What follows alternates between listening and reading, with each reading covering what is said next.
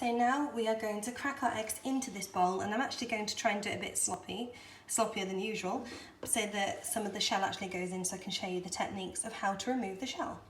So some people like to use a fork or a knife to gently crack the egg and then open it. I find that's a really good way of doing it, but I just tend to give it a little tap on the side of the dish or the mixing bowl and then just split it.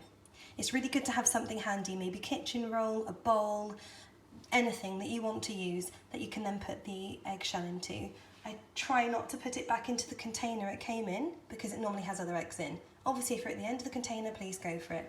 But I'm really conscious about getting eggs on anything else in the kitchen, and just make sure you thoroughly clean everything it touches, if anything gets onto the worktop, and of course your hands. Okay, we're going to give this a little crack. Oops. This isn't the best this is the best situation to do this in, I'm afraid, because I don't have much space, so my apologies. As you can see, I've cracked this really terribly. That's not neat, but I'm hoping for the sake of this video, it means some of the shell will go into the bowl. Let's see. Not really, no, that was a pretty good effort. Let's try another one. Just gonna move this out.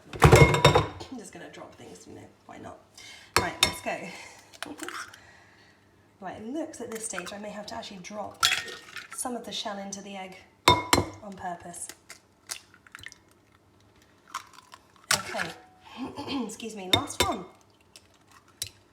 Right, okay, so despite actually not being very delicate at all, it seems to have managed to have come out perfectly fine. So I'm going to drop some shell in there. Oh no, we have shell in our eggs. What are we going to do? Obviously not add it to the mixture. Now you can use your finger, that's quite a good way. If you wet your finger, it gives you actually a better grip on it. Sounds really crazy. You can use a spoon, but I find that one quite tricky. If you use a couple of spoons, a little bit easier. But the best way is to get your eggshell and to go in. Just like that. Easy. Pour some of the egg back in, and we're done.